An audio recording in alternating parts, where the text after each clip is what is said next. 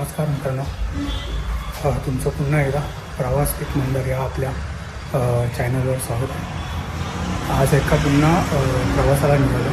आज आपण अष्टविनायक दर्शन करणार आहोत. त्यासाठी मी आज सकाळी बोरवलीवरून स्वारगेटसाठी बस पकडली. तिकडून स्वारगेटपासून आता मोरेगावला आलो आहे. मयुरेश्वराचं दर्शन घेणार आहोत.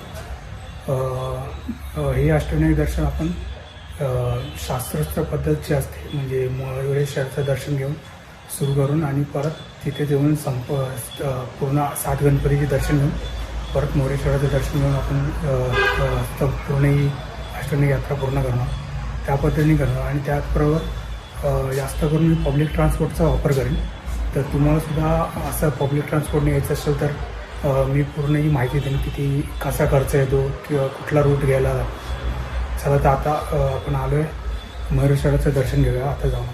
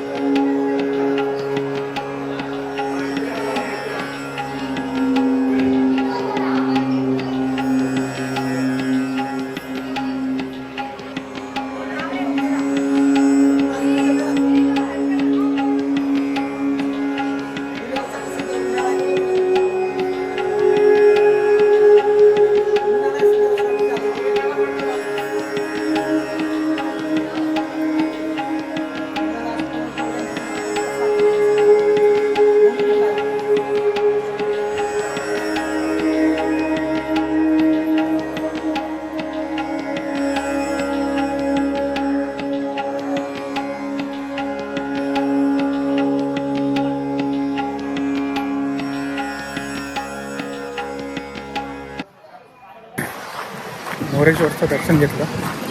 आज रविवार आहे, त्यामुळे थोडीशी गर्दी होती. आता आपण चालूया सिद्धेडेसाठी.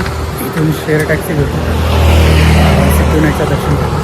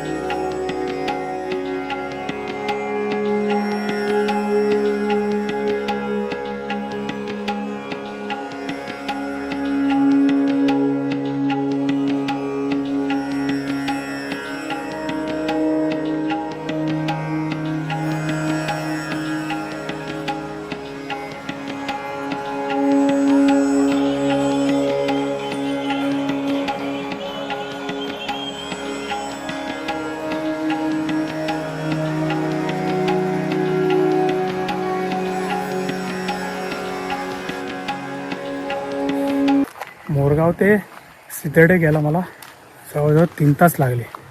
मोरगाव ते सिद्धेडे गेला डायरेक्ट बस नाही आहे. शेअर रिक्षा हे असतात, वाडा टमटम त्यासुद्धा नाहीत. 3 बस हे चेंज करत आलो आहे मी. मोरगावपासून ते साफला काहीतरी होतं, तिकडून पराट काहीतरी होतं आणि तिकडून दौंडवरनं सिद्धेडे असं करत आलो आहे.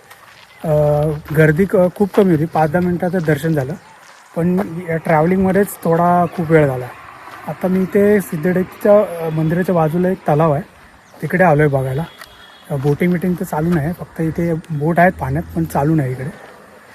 थोडा वेळ इथे टाईमपास करेन आणि इथून परत आपल्याला जसं मी बोललो होतं की शास्त्रोक्त पद्धतीने आपण हे करतो आहे.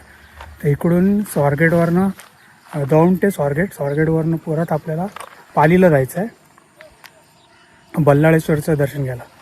तर ते खूप एक अंतर आहे. ते आता बघतो इकडे बस भेटली तर जायला, नाही तर उद्या सकाळपर्यंत स्वारगेटला थांबून परत जायचं आहे.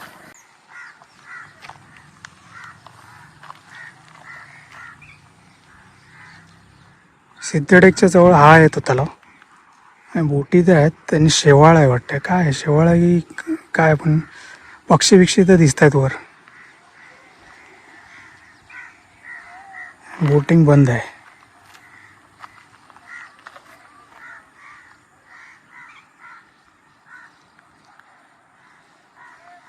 थोडा वेळ इथे थांबलो. मग आता तिथे एक जे कंडक्टर होते त्यांना विचारलं होतं, 6:30-6ची बस आहे बहुतेक सिद्धटेकपासून ते डायरेक्ट स्वारगेटपर्यंत.